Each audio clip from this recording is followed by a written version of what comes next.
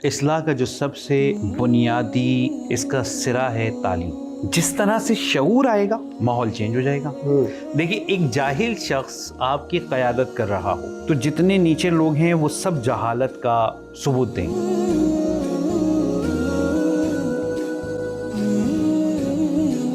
बिस्मिल्लाहिर्रहमानिर्रहीम। लाखों करोड़ों दुरूद व सलाम आप सल्लल्लाहु अलैहि वसल्लम और उनकी आल पर। नाज़रीन कराम, उस रब्बुल आलमीन का सत्शुक्र जिसने रमज़ान जैसा बबरकत महीना अता किया। प्रोग्राम अमान रमज़ान में आपको खुशामदीद कहते हैं। आज का हमारा मौजू माशरा और उसकी इस्लाह है। सो बात करने के लिए हमारे साथ मुल्क के मारूफ नामवर राइटर और स्कॉलर जनाब डॉक्टर इस्माइल बदायूनी साहब मौजूद हैं। आए उनसे बात करते हैं। अस्सलाम वालेकुम हज़रत। वालेकुम अस्सलाम। सबसे पहले आपके प्रोग्राम अमान रमज़ान में खुशामदीद कहते हैं। हज़रत, आपका बच्चों के हवाले से लेके बहुत ज़बरदस्त किस्म का काम है, तहरीरी ख़ास तौर पे। तो सिर्फ मैं समझता हूँ सिर्फ बच्चों का ही नहीं, वो हमारे से लोगों के लिए भी, बड़ी उम्र के लोगों के लिए भी, क्योंकि अब इल्म से जो है ना वो राब्ता मुनक़ता हो गया लोगों का। तो आप खुसूसी तौर पर बताएं कि बच्चों की तरबियत कैसे की जाए और उमूमी तौर पर बताएं कि हम अपनी इस्लाह और तरबियत कैसे करें। अच्छा, एक इसमें एक सवाल पहले ले लेते हैं हम ना, कि बच्चों की तरबियत ज़रूरी क्यों है। जी बिल्कुल ऐसे करें। देखिए, एक बात याद रखिए कि परवरिश जानवर भी कर लेता है अपने बच्चों की। बहुत खूबसूरत बात। बहुत तरबियत नहीं कर पाता। तरबियत करनी कैसे है? तरबियत करनी है वही है इलाही की रोशनी में। सुभान अल्लाह।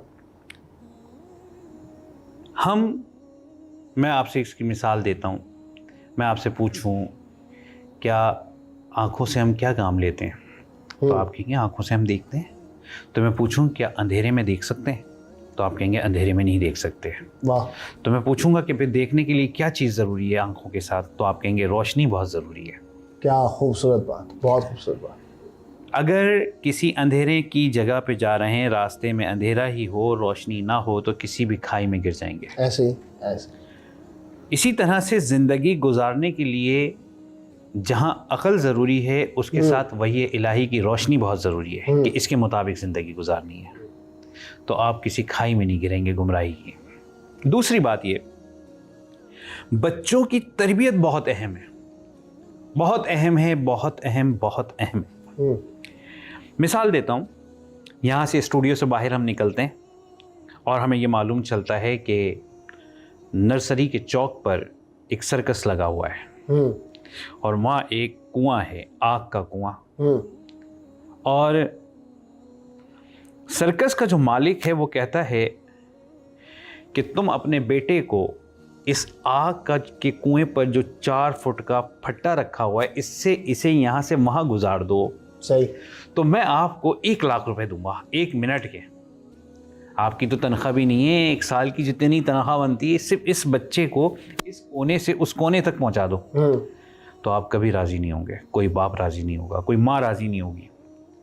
चलें कीमत बढ़ा देते हैं, 1 करोड़ कर लेते हैं। अब राज़ी हैं? कहा नहीं, अब भी राज़ी नहीं है।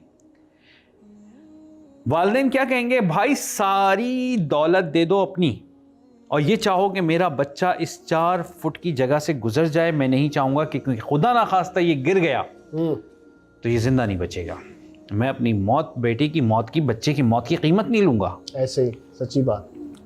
अब आप तसव्वुर कीजिए कि सारी ज़िंदगी आप उसको अच्छा पढ़ा रहे हैं, उस पर खर्च कर रहे हैं, सब कुछ कर रहे हैं, लेकिन क्या पुलिस सिलास से गुजरने के अमल का जो अमल होगा, गुजरेगा पुलिस सिलास से, क्या उसकी तैयारी कराई आपने अपने बच्चे को?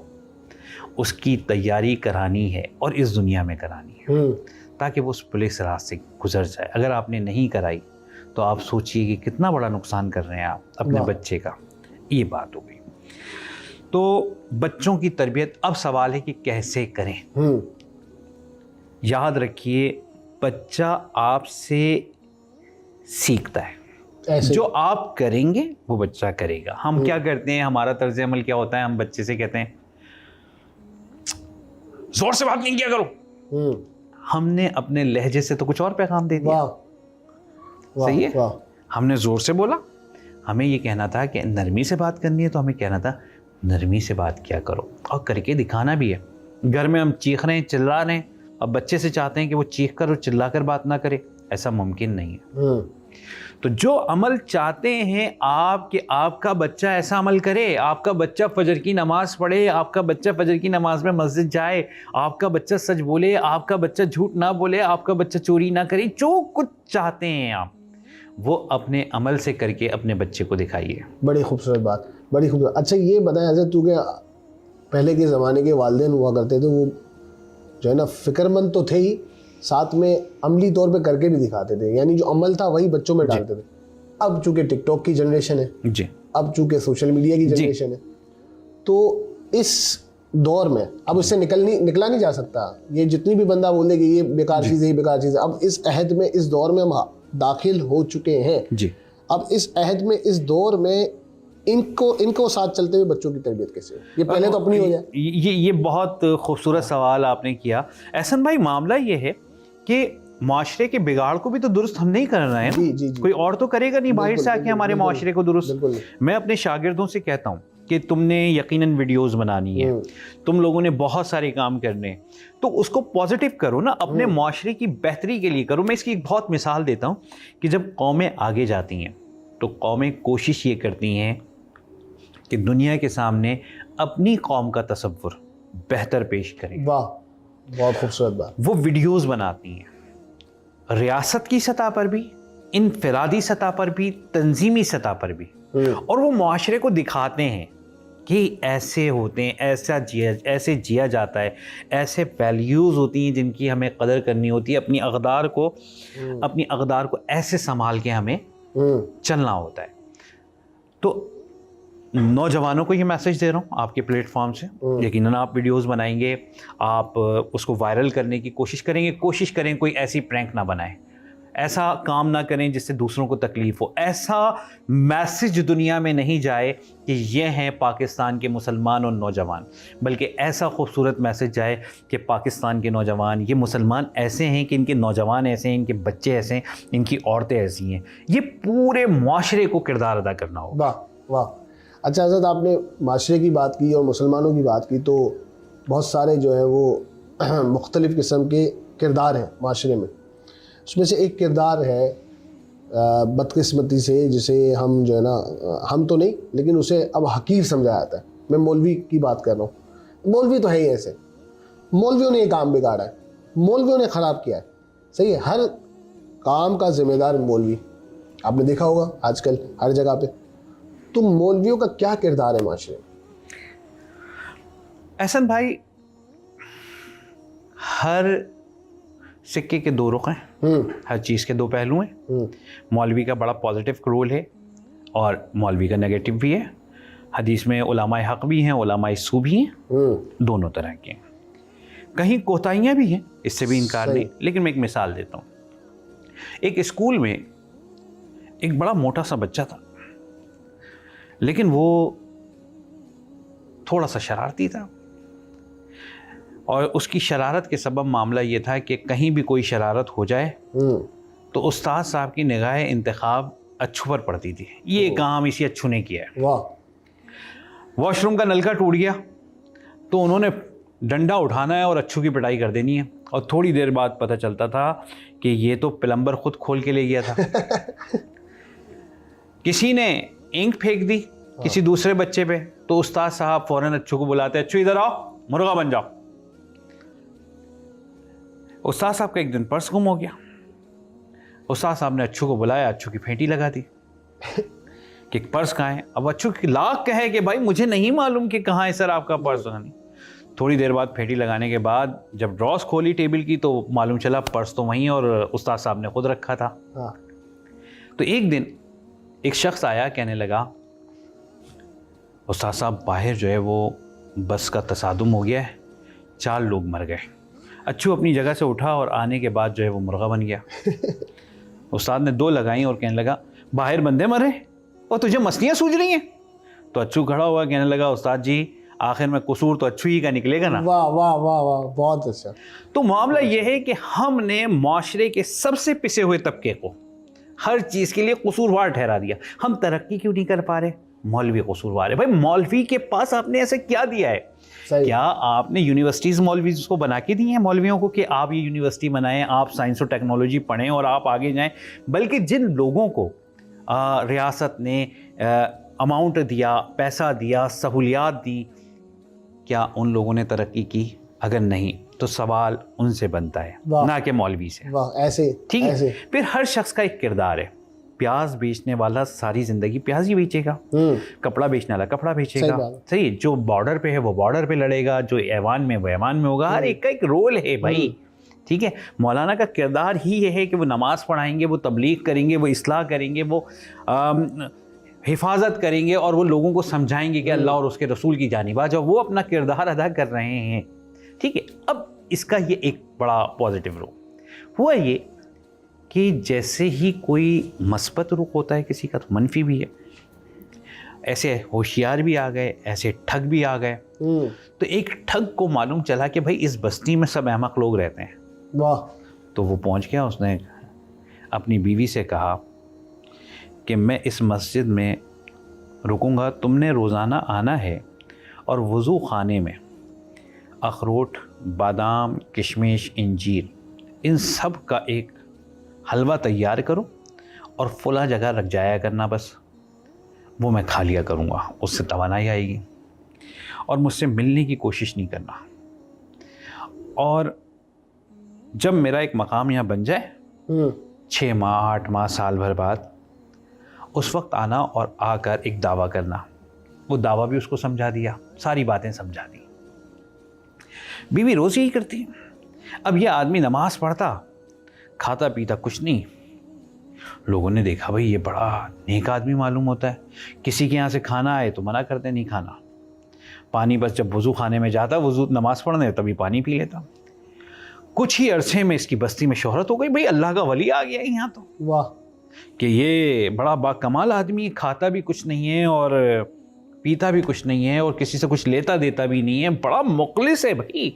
हमा वक्त नमाज में होता है, लोग दम कराने भी आने लगे कि दम भी कर दो भाई, जैसा कि होता है माशरे में होता है। तो चलने लगा सिलसिला।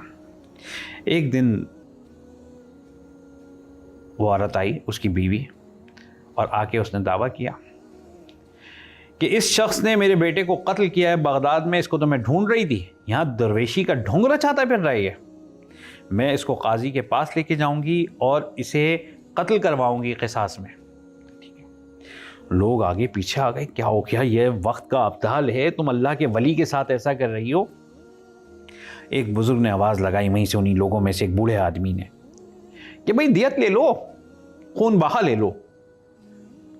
उसने कहा नहीं नहीं, बेटे का खून बहा नहीं लूंगी। कहा नहीं, ले लो, ये नेक आदमी है। और क्योंकि एतराफ़ तो कर लिया था इसने भी, इसने कहा हाँ मुझसे ये गलती तो हो गई है और मैं चाहता हूँ कि अब ये मुझे कत्ल करा दे, कोई मसला नहीं, काजी के पास मैं भी इस बोझ को लेके नहीं जाना चाहता, तौबा कर चुका हूँ। तो उसने कहा ऐसा करो, दियत डबल ले लो, खून ले लो। उसने कहा नहीं, यहाँ तक के 10 गुना दियत ले लो। तो इसने कहा अच्छा माल जमा करो, फिर मैं देखूंगी कि लूं या नहीं। लोगों ने माल के अंबाल लगा दिया, वाह, माल ही माल। उस औरत ने लादा और उसको लेकर चली गई। 2-4 रोज के बाद ये आदमी वहां से गायब हो गया। तो जब इस तरह के ठग आ जाते हैं तो उससे भी जो है वो उलमा बदनाम हो जाते हैं। सही है। तो ये भी एक मनफी रोल है, लेकिन याद रखिए ये उलमाए हक नहीं, उलमाए सू हैं, और इनका मकसद ज़िंदगी जो है वो दुनिया है, ना कि आखिरत। अच्छा मोहतरम, आपने जो 2 कहानियाँ सुनाई बड़ी मज़ेदार, बड़ा मज़ा आया मुझे सुन के। और अच्छू जो है ना वो मैं ही था अपने स्कूल में, मुझे अपना वक्त याद आ गया। लेकिन आप ये बात तो मानेंगे ना, या इस बात में सदाकत तो है ना, कि जो एक्सट्रीमिज़म बढ़ चुका है, जो शिद्दत पसंदी बढ़ चुकी है माशरे में, उसमें कहीं ना कहीं किरदार मौलवियों का तो है ही। सबकी बात नहीं कर रहा, लेकिन एक फैक्टर तो है ना ये। एहसन भाई, मेरा ख्याल है सिर्फ मौलवियों को कसूरवार ठहराना मुनासिब नहीं। सही। मैं इसकी एक मिसाल देता हूँ आपको। मौलाना रूम देते हैं। एक पहलवान को टैटू बनवाने का शौक़ हुआ। उसने कहा कि बाजू पे टैटू बनवाऊँ, लेकिन बनवाऊँ किसका, मैं पहलवान हूँ और ऐसा टैटू होना चाहिए कि पता चले। तो कहा भाई शेर का टैटू बनवाता हूँ। वो हज्जाम के पास गया और जाके कहने लगा कि शेर की तस्वीर बनाओ, गोद दो, यहाँ पर टैटू बना दो। हजाम ने शेर का छापा लगाया, तस्वीर बनाई, सुई उठाई, सुई चुभोई। पहलवान चीख पड़ा तकलीफ से, कहने लगा क्या बना रहे हो? कहा शेर की तस्वीर बना रहा हूं। कहा नहीं, उसके जिस्म का कौन सा हिस्सा बना रहे हो? कहा उसके जिस्म की, उसकी दुम बना रहा हूं। शेर की दुम बना रहा हूं। कहा नहीं बनाओ दुम, बगैर दुम का शेर भी शेर होता है, उसे कोई कुत्ता नहीं कहता। ठीक है जी। फिर सुई चुभोई, फिर पूछा क्या बना रहे हो? भाई अब मैं शेर के पंजे बना रहा हूं। कहा नहीं, पंजे नहीं बनाओ, पंजों के बगैर भी शेर शेर है। फिर सुई चुभोई, पहलवान फिर चीख पड़ा तकलीफ से। कहा अब क्या बना रहे हो? कहा अब पेट बना रहा हूं। कहा बगैर पेट का पेट भी वो शेर शेर होता है, तुम सिर्फ शेर का चेहरा बनाओ। अच्छा। फिर सुई चुभोई, पहलवान फिर चीख पड़ा। कहा अब क्या बना रहे हो? कहा अब मैं वो शेर की आंख बना रहा हूं। कहा बगैर आंख का शेर भी शेर होता है। हज्जाम ने सुई रख दी और कहने लगा ऐसा शेर जिसके ना पंजे हो, ना दुम हो, ना पेट हो, ना आंख हो, ऐसा शेर बनाना मुझे नहीं आता। वाह। याद रखिए कि शिद्दत पसंदी का जिम्मेदार सिर्फ मौलवी नहीं है, आपके सियासतदान भी उतने ही शरीक हैं। बिल्कुल। जब आपने जलसों में ये कहा कि इस बल्ले से फेटी लगाऊंगा, मैं सड़कों पे घसीटूंगा, मैं पेट फाड़ कर पैसे निकाल लूंगा, तो रोल प्ले तो आप थे सबसे ज्यादा। वाह। शिद्दत पसंदी तो पैदा की सियासतदानों ने। सही। दूसरा मामला यह है कि जब इंसाफ मौजूद नहीं होगा, जब आइन पे उस तरह से अमल नहीं होगा, लोगों के बुनियादी हुकूक तल्फ होंगे, तो याद रखिए कि शिद्दत पसंदी बढ़ेगी। इस शिद्दत पसंदी का जिम्मेदार मौलवी नहीं। वाह, बहुत आपने एक अच्छा एंगल दिखाया इस मौजू पे, क्योंकि लोग ज़्यादातर जो है अक्सर व बेशतर हम जैसे लोग भी नादानी में जो है मौलवियों को ज़िम्मेदार ठहरा देते हैं। अच्छा हज़रत, माशरे में बहुत सारे किरदार हैं, सिर्फ मौलवी नहीं है, सियासतदान भी है, ब्यूरोक्रेट भी हैं, हमारी अदलिया भी है, हमारी इस्टेब्लिशमेंट भी है, और बहुत सारे लोग हैं। तो आपको क्या लगता है हमें अपनी इस्लाह के लिए क्या करना चाहिए? फ़र्द वाहिद भी और इंस्टीट्यूट भी। देखिए, इस्लाह का जो सबसे बुनियादी मैं उसे क्या कहूँ कि इब्तिदा कहाँ से की जाए, इसका सिरा कहाँ से ढूंढा जाए, इसका सिरा है तालीम, इल्म। जिस तरह से शऊर आएगा, माहौल चेंज हो जाएगा। देखिए, एक जाहिल शख्स आपकी क़यादत कर रहा हो तो जितने नीचे लोग हैं वो सब जहालत का सबूत देंगे। सही। बकौल नेपोलियन के कि अगर 100 कुत्तों पर एक शेर को रहबर बना दो कि वो इन्हें लीड करें, तो वो 100 के 100 कुत्ते शेर की तरह लड़ेंगे। वाह। और अगर 100 शेरों पर एक कुत्ते को मुसल्लत कर दो, तो वो 100 के 100 शेर जो है ना, वो कुत्ते की मौत मरवा देगा। मतलब नेपोलियन ने पाकिस्तान को पहले ही देख लिया था। अज़रा तफल्लुल्लाह। तो अब आपकी क़यादत कर कौन रहा है? आपके तालीम, निसाब तालीम को कौन लोग चला रहे हैं, उनका बुनियादी मकसद क्या है, और उसमें निसाब तालीम को किस तरह तरतीब दिया जा रहा है, ये बहुत अहम मामला है। वो काम आपको करना होगा कि निसाब तालीम आपको बहुत अच्छा तरतीब देना होगा। दूसरा काम, आपने इंसाफ फराम करना है। माशरे में ना इंसाफ़ी नहीं होनी चाहिए। जहाँ ना इंसाफ़ी होगी वहाँ मसाइल होंगे। मैं बहुत कॉमन सी बात करूँ आपसे, अगर बुरा महसूस ना हो, हेलमेट पे चालान होना चाहिए, लाइसेंस ना हो चालान हो, ठीक है, तमाम चीज़ें हों, रियासत का काम है, ठीक है। लेकिन क्या टूटी फूटी सड़कें ये रियासत की जिम्मेदारी नहीं है? ऐसे ही आप एक तरफ जिम्मेदारी अदा ना करें और दूसरी तरफ आप कौम से पैसा लें, तो ये रिजल्ट्स अच्छे नहीं आएंगे। ये शिद्दत पैदा करेगी कि यार मेरे साथ, यकीनन एक बहुत अच्छी बात है कि दूसरे की जान को नुकसान ना पहुंचे, रियासत का काम है कि अपनी आवाम का ख्याल रखे, हेलमेट पहनना चाहिए, जान को नुकसान पहुंच सकता है, लेकिन क्या वो गड्ढा जो हमें नहीं पता और तेज़ रफ्तारी के बाइस उससे भी हलाकत हो सकती है, क्या वो किसकी जिम्मेदारी है, और क्या उन जिम्मेदारों का भी कभी तयन किया गया, उनको भी कभी कोई सज़ा दी गई, कभी उनका भी चालान किया गया? तो ये बहुत ज़रूरी है। तो ये तमाम काम करेंगे तो हमारे माशरे से शिद्दत पसंदी ख़त्म हो जाएगी। बड़ी आपने खूबसूरत मिसाल के साथ बात की। अच्छा हज़रत, आखिरी सवाल ये है कि हम सब जो है बातें भी करते हैं, और अक्सरियत की मैं बात कर रहा हूँ, वो मुल्क को बेहतर करना भी चाहते हैं। अक्सरियत की बात कर रहा हूँ, मैं नहीं कह रहा सारे ही चोर हैं, सारे ही ठगे, सारे ही बेईमान हैं। इंटेंशंस तो अच्छी हैं अक्सर लोगों की, उसके बावजूद भी हम तरक्की नहीं कर रहे, दुनिया तरक्की करती जा रही है।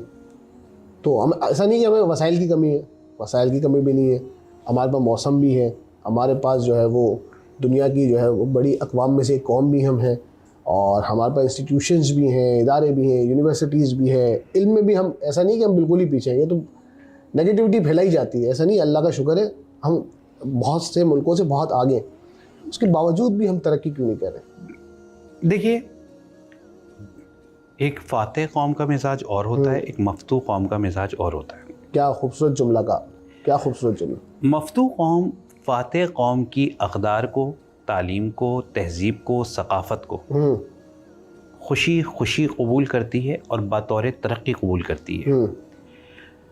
जैसे अंदलुस में हुआ। अंदलुस में जब मुसलमान पहुँचे तो वहाँ की ईसाई औरतों ने नकाब करना शुरू कर दिया, सही, पादरियों ने जुब्बे पहनना शुरू कर दिए, और वहाँ के नौजवानों ने अरबी बोलना शुरू कर दी। वाह वाह वाह। ये चेंज क्यों था? क्योंकि फातेह उस वक्त मुसलमान थे। अब यही बर्रे सगीर में देखें, अंग्रेज़ आता है, यहाँ फातेह की हैसियत से दाखिल हो गया, अब उसकी हुकूमत कायम हो गई। तो आपने और मैंने उन ख़वातीन से जो बचपन में 60 70 साल की ख़वातीन हो गई थी, तो हम कभी देखते कि किसी बच्चे को टाई और कोट पहना दिया तो कहते हैं बाबू लग रहा है, नहीं लग रहा है। हाँ, तो ये वजह ये है कि ये एक्सेप्ट कर लेते हैं जो उनकी अक़दार होती हैं, सक़ाफ़त होती है। मैं एक और मिसाल दूं, एक शख्स जो है, एक ऐसी जगह था जहाँ बहुत सारे सयाह थे, तो उसके पास एक बहुत कीमती प्याला था जो नवादिरात में से था। तो एक सयाह खातून ने वो प्याला देखा और कहा ये इतना कीमती प्याला है, लेकिन ये इस प्याले में अपनी बिल्ली को दूध पिला रहा है। वाह वाह। तो उसने कहा कि ये प्याला तो मुझे देगा नहीं, और प्याला लाखों रुपए का है, कीमती है, तो मैं इससे ये प्याला सस्ता से कैसे लूँ। तो वो उसके पास गई और जाके कहने लगी, मोहतरम ये बिल्ली बहुत अच्छी लगी मुझे, आपसे मैं ये बिल्ली ख़रीदना चाहती हूँ। कहा हाँ ये बिल्ली है तो मेरी पालतू, लेकिन $200 में दूंगा। उसने कहा ठीक है, ये $200 दिए और बिल्ली दी, और उसके जहन में यही था कि ये कोई महंगा सौदा नहीं है, क्योंकि लाखों डॉलर का प्याला और 200 रुपये की बिल्ली। तो उसने बिल्ली ली, और बिल्ली लेने के बाद उस शख्स से कहा कि अब ये प्याला तो आपके किसी काम का नहीं रहा, इसी में मैं इसको, ये मानूस भी है, इसी प्याले में इसको दूध पिला दिया करूँगी। उसने कहा नहीं, ये मुझे मालूम है इस प्याले की कीमत क्या है, और ऐसे ही मैंने 300 बिल्लियाँ लोगों को बेची हैं। वाह वाह वाह। तो बात यह है कि हमने मगरिब की तरक्की को देखकर ये समझा कि तरक्की का मयार ये है, ये स्टैंडर्ड है, तो ऐसा वही हमने हरकत की। लोगों ने जैसा बिल्ली खरीदी, वो खातून ने बिल्ली खरीदी, तो हमने दर हकीकत तरक्की के नाम पर बिल्ली खरीद ली है, वो प्याला वहीं का वहीं है। वाह वाह वाह वाह, बहुत खूबसूरत, बहुत खूबसूरत। हज़रत आपके साथ बड़ा अच्छा लगा, बड़ा मज़ा आया, आपके वक्त का शुक्रिया, अल्लाह ताला खुश रखे आपको। नाज़रीन इकराम, हज़रत ने जो बातें की बहुत सच्ची और हकीकत पर मबनी है। आप अपने मुल्क से मोहब्बत करें, ये ज़िम्मेदारी आपकी और मेरी है कि मुल्क को बेहतर करना है। बाहर से कोई आकर मुल्क को बेहतर नहीं करेगा। जाहिर सी बात है कि इसमें नाइंसाफ़ी भी है, मायूसी भी है, लेकिन ये नाइंसाफ़ी और मायूसी हमें मिल के ख़त्म करनी है। अपने मुल्क से मोहब्बत करें, उसे ऑन करें। मुझे कल तक के लिए इजाज़त दें। अल्लाह हाफ़िज़।